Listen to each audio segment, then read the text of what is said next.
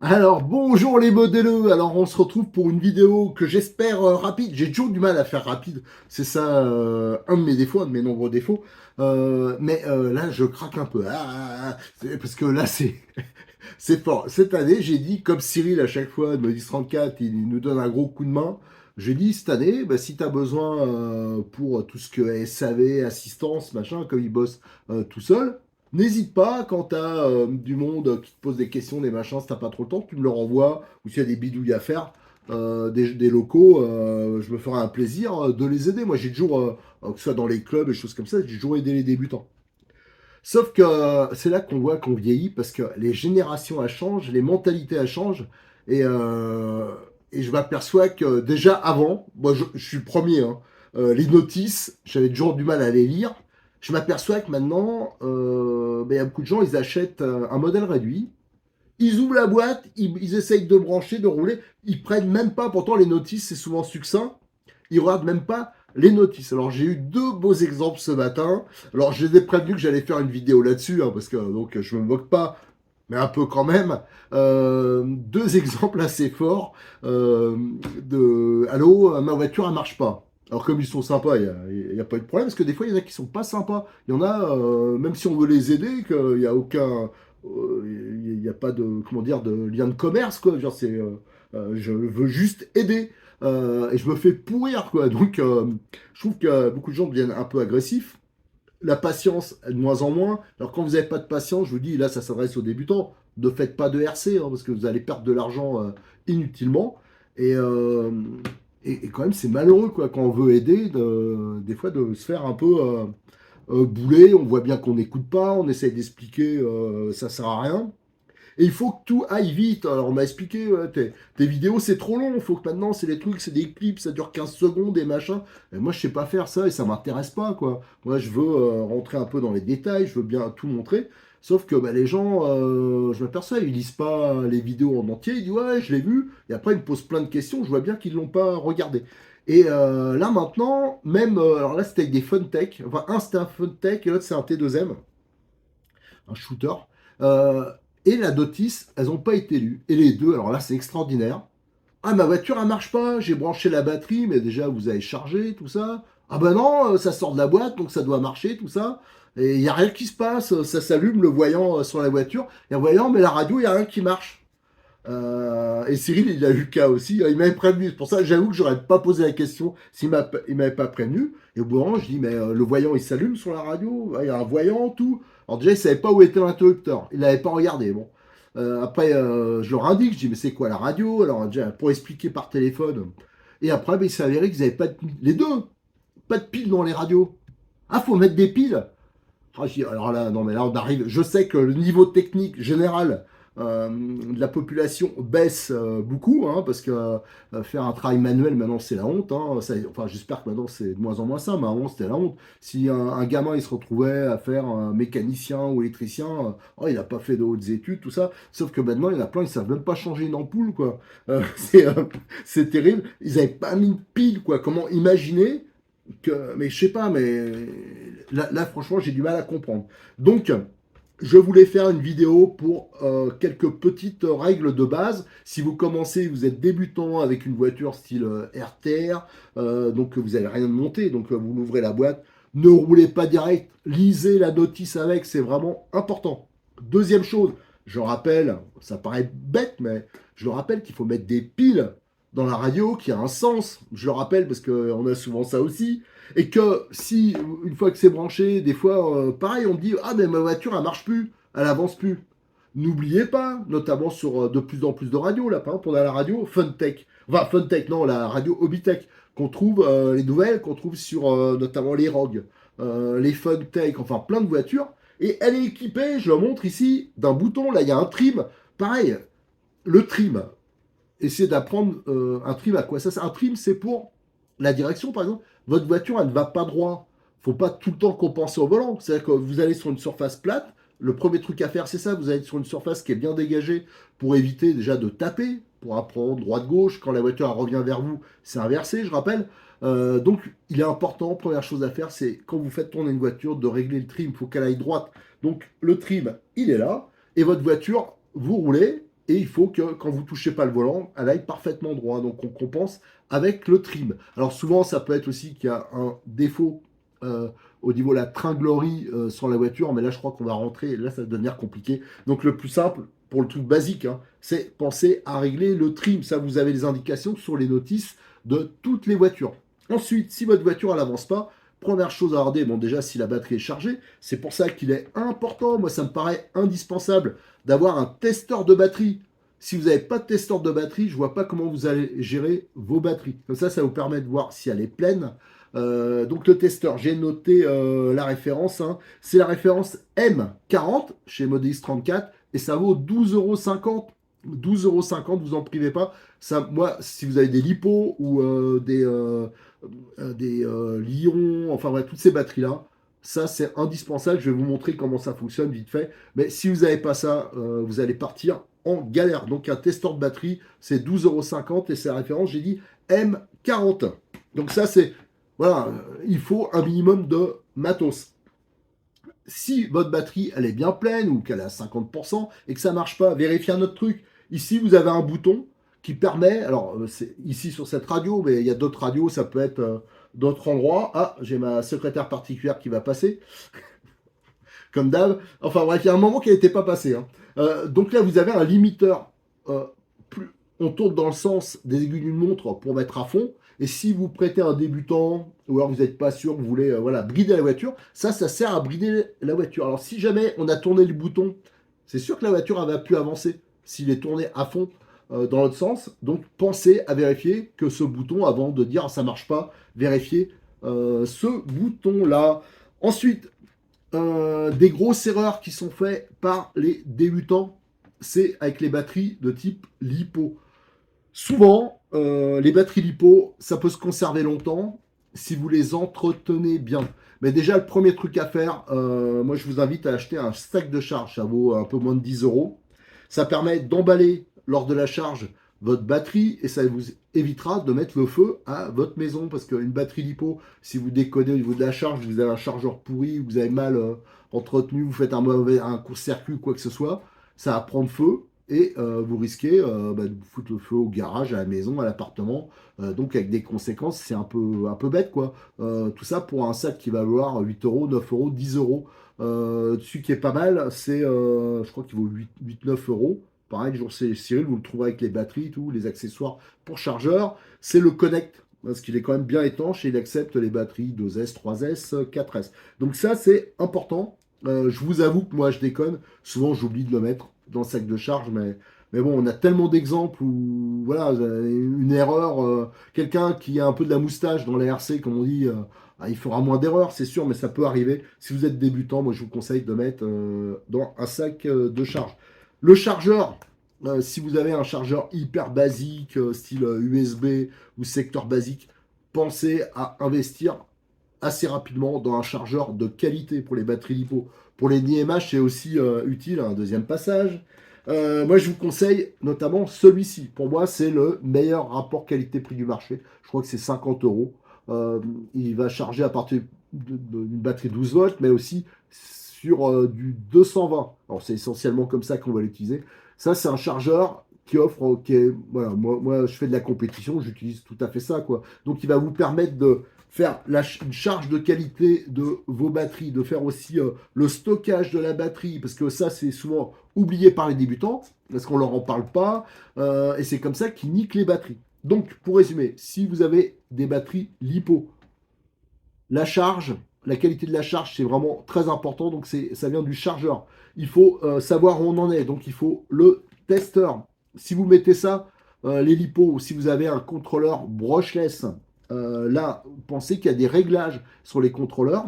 Donc, il faut soit le boîtier, mais souvent c'est indiqué sur la notice, pour la coupure de courant. En fin de compte, il y a une fonction qui va couper le contrôleur à une certaine tension par cellule. Et ça, c'est important, c'est parce que si une batterie LiPo, vous descendez en dessous d'une certaine tension, vous pouvez les abîmer. D'ailleurs, vous aurez du mal à les recharger si vous descendez trop bas. Donc ça, c'est vraiment très important, parce qu'autrement, la batterie lipo, vous risquez de la niquer. Et comme c'est pas donné les batteries lipo, ben, ça fait mal. Moi, par exemple, j'ai des batteries qui ont plus de 10 ans. Et elles sont toujours, même si elles ont une claque, hein, elles sont toujours bonnes parce que j'ai toujours fait gaffe à ça.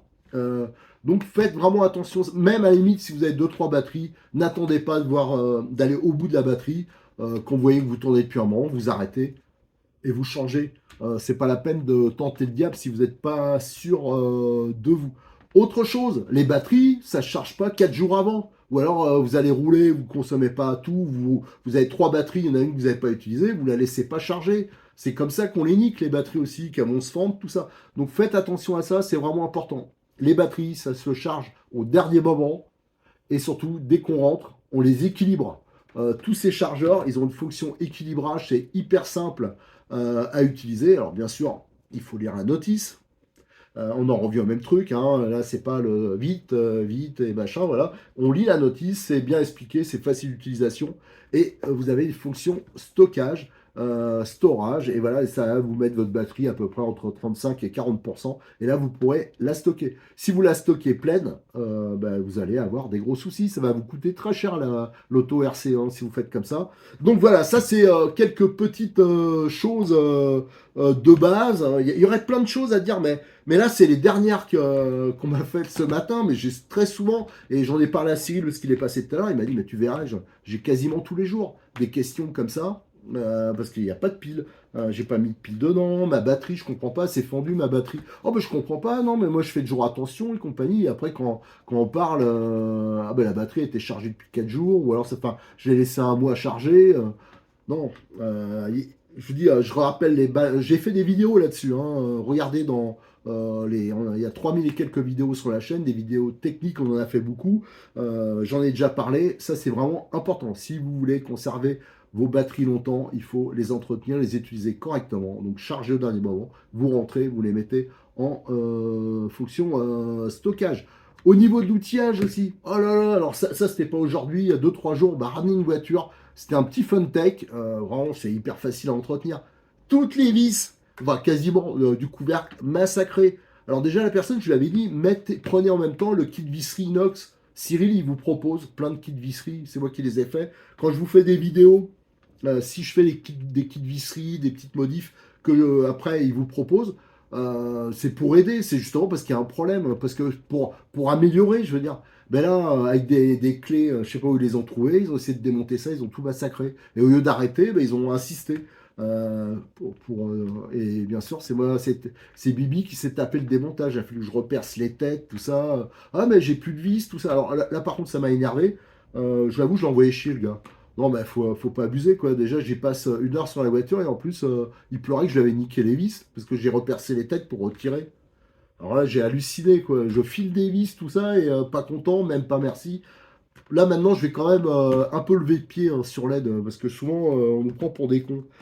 Et moi, je préfère passer du temps, à la limite, dans ce cas-là, sur mes caisses, parce que moi, j'ai plein de caisses qui a du boulot à faire. Donc, je veux bien aider, mais il faut être un minimum sympa. Voilà. Donc, pareil, l'outillage, si vous avez, il y a au moins des outils de base à avoir. C'est notamment l'outil multifonction que je vous montre tout le temps. Là, ça vaut 15 euros. Je regarde la référence que je l'avais noté devant moi, c'est M201. Si vous avez rien en outillage, prenez au moins ça. Comme ça, vous avez tous les embouts corrects. Souvent, les voitures, c'est du 6 pans. Et vous aurez au moins une bonne base, quoi. Ça évitera de tout massacrer. Et maintenant, il y a une version renforcée qui vaut 15 ou 2 euros de plus. C'est M201B. Moi, je vous conseille plutôt celle-là parce qu'elle est. Moi, je m'en suis pris une. Elle est plus balèze hein, au niveau des embouts. Voilà, donc c'était tout ce que je voulais vous montrer. On va juste regarder en gros plan à côté. Je vais mettre à côté. Je vais installer le téléphone. Je voulais montrer donc le contrôle avec le boîtier. Hein, et aussi, je voulais vous montrer le buzzer. Ce que c'est un buzzer. Parce que ça, c'est bien pour ceux qui ont des versions charbon. Là, les versions charbon, il n'y a généralement pas de coupure programmable pour préserver la batterie. Donc, il existe des petits buzzers qu'on peut mettre. euh, qui font une alarme en fin de compte, même une coupure. J'avoue que j'ai jamais utilisé, mais je vais vous les montrer. Moi perso, ce que je préfère faire, c'est dans ma tête, je calcule en gros. Je sais que j'ai une grosse autonomie avec un moteur charbon. Généralement, on a beaucoup plus d'autonomie, enfin d'autonomie avec des batteries lipo, bien sûr. Et voilà, je fais des runs. Je sais que je vais pas au bout à un moment, je m'arrête. Et comme ça préserve déjà la voiture, ça évite de chauffer. Et surtout, ça préserve la batterie. Allez, on va regarder cette histoire de boîtier de contrôle et de buzzer. Allez, on reprend notre vidéo. Là, je vais vous montrer en gros plan. Tiens, je vais commencer, ça fera de la place, par l'outil. Je disais, pour éviter les massacres, si vous n'avez pas d'outillage spécifique, ça vaut 15 euros. Vous prenez celui-ci là. Et là, c'est aimanté. Et l'avantage, c'est que vous avez les 4 embouts principaux qu'on utilise sur les voitures. Il y en a un qui est resté dedans. Voilà. Qui sont là. Donc ça, c'est pratique. On doit l'amener sur le terrain. Donc voilà. Ça, c'est j'ai trouvé chez Cyril. C'est vraiment très bien, ça prend pas trop de place. Et là, au moins, vous aurez quelque chose de qualité et pas cher. Voilà, ça c'est vraiment important. Le deuxième truc que je voulais vous montrer, c'est le sac de charge. J'en ai parlé. Alors moi, je vous conseille le Connect, ça c'est un à moi. Donc le principe, c'est ça. Vous avez la sacoche, ici, le petit sac. Voilà, qui est renforcé. Vous mettrez la batterie dedans. Vous refermez. Vous laissez juste la prise sortir. Et voilà, et la prise d'équilibrage aussi, hein, j'ai oublié de la sortir, mais bon, vous comprenez. Si jamais il y a un problème, le feu, il va pas se répandre ailleurs. Donc ça, c'est important. On est plein à l'oublier, hein, bêtement, mais c'est le jour où il y a un accident qu'on le regrette. Ensuite, je voulais vous parler donc du boîtier de contrôle. Alors ça, je vous donne la référence, c'est M40, hein, toujours chez Cyril, et ça vaut 12,50 €. Alors faites gaffe, alors c'est tous les mêmes boîtiers, vous en aurez qui seront orange, d'autres qui sont jaunes, d'autres qui sont verts à tous les prix. J'en ai vu à plus de 35 euros, alors c'est strictement le même que celui-là. Donc faites gaffe. Alors ça va permettre de contrôler toutes ces batteries-là. Alors là, on va essayer avec une batterie LiPo. Donc on le branche, voilà. Et ici, vous avez donc le type de batterie. Donc on va régler là, ouais, Life, Lyon, et là, LiPo. Vous avez la tension de la batterie. À côté, vous avez le pourcentage de charge, donc vous savez que je peux l'utiliser ou pas, hein. Donc ça vous permet aussi, quand vous roulez, vous avez un petit doute, vous voyez que c'est tombé à 15% ou à 20%, vous arrêtez, quoi. Autrement, si vous descendez trop bas, vous aurez vraiment des difficultés à recharger. Alors, une petite astuce, j'ai peur de le dire ici, parce qu'il va y avoir des drames, mais bon, voilà, je dis quand même, souvent quand c'est descendu trop bas et que votre chargeur, il veut pas voilà, qui dit que la batterie ne veut pas charger, on met pendant 3-4 minutes sur NIMH. Mais bon, le faites pas si vous n'êtes pas sûr. Mais c'est une petite astuce, j'en reparlerai. Je ferai une vidéo là-dessus parce que je sens qu'il va y avoir des drames. Alors là, on a le mode et on a par cellule.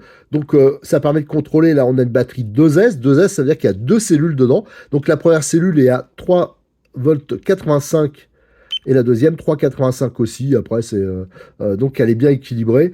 Donc ça, c'est nickel. On peut le faire aussi. On va le voir là. Ça, c'est une batterie. Je pense dans les débutants, il y en a beaucoup qui auront ça. C'est la batterie qu'il y a sur les Funtech. D'ailleurs, c'est une très bonne batterie. J'utilise moi ça à la réception de mon mardeur thermique. Donc là, on branche pareil, hein, c'est toujours en haut, hein, de toute façon c'est indiqué, 1, 2, 3, ça c'est par rapport au nombre d'éléments. Et là, on va le mettre sur, c'est une batterie Lyon. Alors c'est marqué à chaque fois les batteries, hein, le type il est là, hop, et là on voit qu'on est à 61%. Et là pareil, on a les cellules, voilà.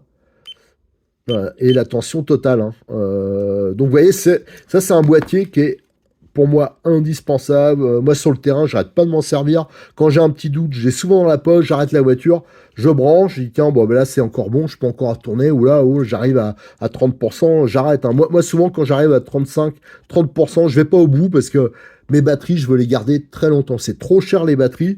Et il y a trop de gens qui abandonnent parce que ils achètent du matos et après ils massacrent tout.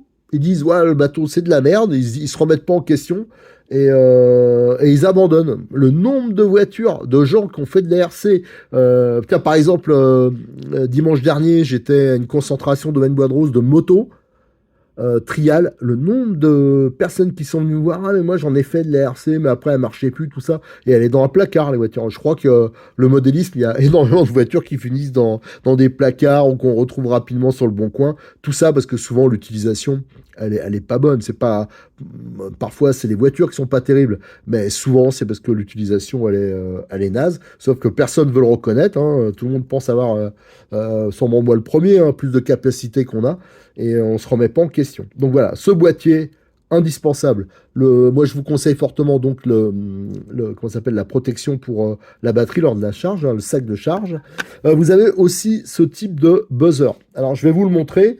Ça, pareil, j'ai trouvé sur le site à Cyril. Alors ça, c'est souvent plutôt sur des crawlers ou alors des voitures à moteur charbon, parce que moteur charbon, il n'y a pas la coupure réglable, ajustable sur le contrôleur. Donc là, on branche. Alors, je vous avoue que là, il va falloir que je tâtonne un peu parce que je m'en souviens pas trop. C'est pas comme ça. Alors, à tous les coups, ça va pas marcher parce que je vais pas trouver.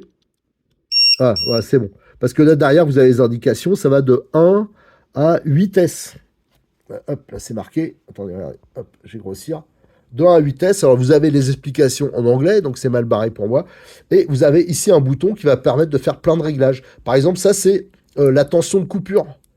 Ouais, on peut couper à 3,10. Voilà, ça, c'est à quelle tension par cellule, hein, on va vouloir qu'il y ait la coupure. Enfin voilà, il y a plein de réglages, mais ça, pourra lire la notice. Vous pouvez régler le nombre d'éléments, enfin voilà, plein de choses.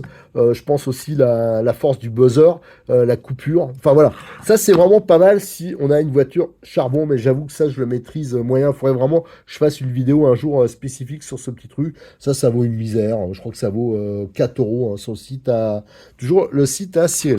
Et je voulais finir sur quelque chose. Hein. Ah non, on parlera vite fait du chargeur aussi. Je vais reparler de la radio, parce que, alors là, c'est sur la radio Obitech, la Connect.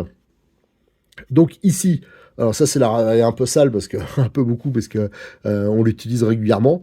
Donc ici, vous avez, c'est marqué ST Trim, ça, c'est le trim de la direction. C'est ça qui va vous permettre d'avoir la voiture, il faut qu'elle aille droit. Ça, c'est vraiment important quand vous roulez.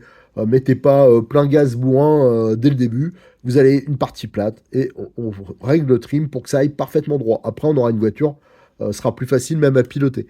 Ici, on a ST. Ça, c'est le bouton pour régler le débattement de la direction. Ça aussi, c'est très important. Les débutants, ils oublient de le faire. Et après, ils disent ouais, mais j'ai niqué le cerveau de direction. Je comprends pas, c'est de la merde. Le truc, il a tenu 2 packs. On n'arrête pas de vous dire qu'il faut régler les butées de direction. Faut pas qu'en fin de course, le cerveau, il force. Ça, c'est vraiment important. C'est pour ça qu'il faut regarder les vidéos en entier, parce que je le répète, je le redis. Donc, il faut régler absolument ce bouton-là pour éviter que le cerveau embuté, il force et il stick. Et après, vous avez ce fameux bouton, et des fois, on le touche sans faire exprès, et par exemple, il se retrouve là, comme ça, et là, c'est pour régler, en fin de compte, la puissance, hein, ça, c'est pour brider la voiture. Nous, quand on fait de l'écolage, par exemple, là, on est à fond, nous, on le met à peu près à moitié. Voilà, comme ça permet à la voiture de ne pas aller trop vite. Déjà, on économise de la batterie, mais ça évite aussi que un débutant ou des gamins ils fassent n'importe quoi avec les bagnoles et qu'ils les fracassent. Donc, si vous êtes débutant, vous voyez que vous pilotez pas bien, vous le prêtez à votre gamin, vous avez une voiture comme ça et vous dites tiens, moi, je vais le prêter au petit, vous pouvez lui brider, comme ça, il pourra apprendre plus facilement. Sauf que des fois, on touche au bouton ou un truc comme ça.